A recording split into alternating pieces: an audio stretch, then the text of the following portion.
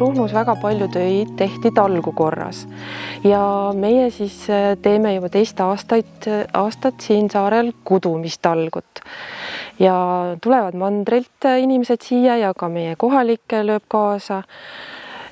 Ja koome siis Ruhnu kudumeid. Kuna need on nii kaunid ja Ruhnut on nimetatud ka kudujate saareks, siis neid erinevaid võimalusi kudumiseks on siin väga palju.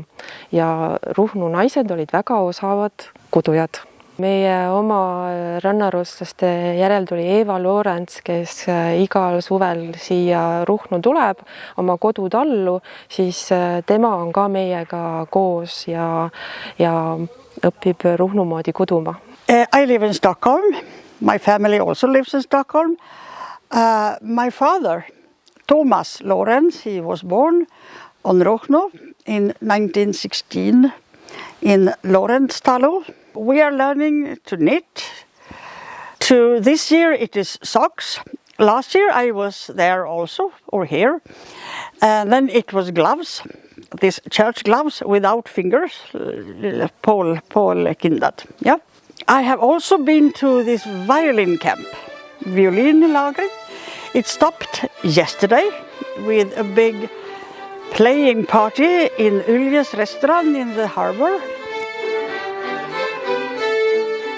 Kuna me ei tea täpselt, millal rootslased siia Ruhnu saarele jõudsid, et siin on erinevaid hüpoteese, arvatakse, et võib-olla seal 13. sajand, võib-olla isegi natuke varem, on ju viikingiaeg väga populaarne, seda siis loodetakse, et äkki seal juba esimese aastatuhande lõpus, aga igal juhul alates siis 1341. aastast kindlasti, ilmselt juba paar inimpõlve varem, kuni 1944 suure põgenemiseni elasid siin ikkagi pigem Rootsi kultuuriruumi kuuluvad inimesed. Võrreldes nüüd teiste rannarootsi aladega, võib-olla Ruhnut eristab see, et siin ei olnud inimesed päris orjad kunagi.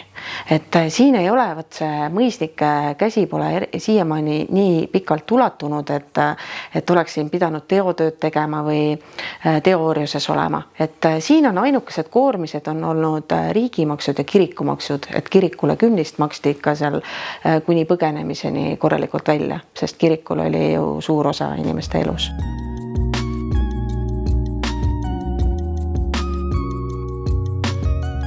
Minu selja taga on siin vana Ruhnu päästepaadikuur, pärineb aastast 1876.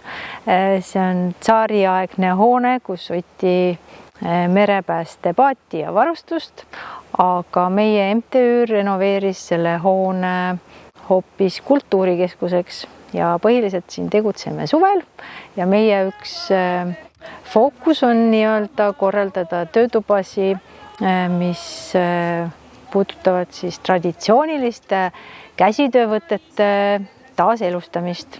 Ruhnu kultuuriait on tegutsenud üle 10 aasta ja selle aja jooksul oleme me korraldanud hulga erinevaid töötubasi, oleme pastlaid valmistanud, tooli teinud, ketramist õppinud, lõnga värvinud, mis iganes nii-öelda selle teemaga kokku võiks minna või kellelgi nii-öelda kuskilt huvi välja ujub. Ruhlased ju erinevad teistest rannarootslastest väga suuresti, et on täiesti äratuntavad rahvarõivad, neid ei ole võimalik segi ajada, ei rääkimata mandri rahvarõivastest, ka rannarootslaste rahvarõivastest on nad erinevad.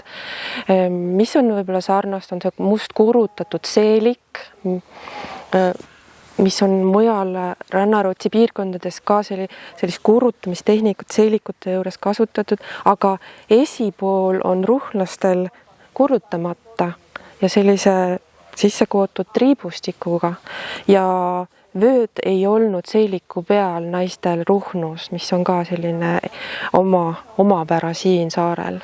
Erinevaid Ruhnu naise veste, mida ühel naisel oli väga-väga mitmeid, sellepärast, et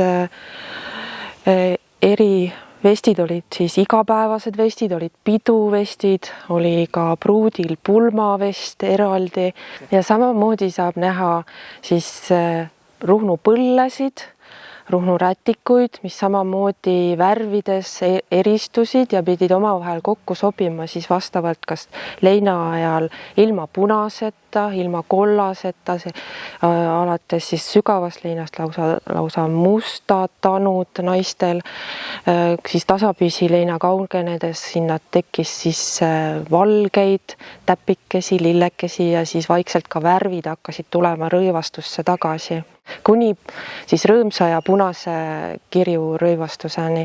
Et on hästi tore, et Ruhnu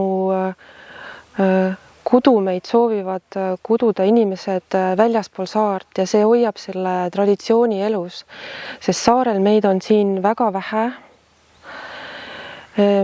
ja kudujaid on ka vähe ja see on suurepärane, et need kudumid on võlunud ka teisi nii Eestis kui ka tegelikult väga suur Ruhnu kudumite fännklubi on ka välismaal, kes ka samuti käivad saarele siia neid vaatama ja siis kudumist õppima ja võib öelda, et see traditsioon on elus ka praegu just tänu neile inimestele, kes koovad Ruhnu esemeid ja ka kannavad Ruhnu rahva rõivaid.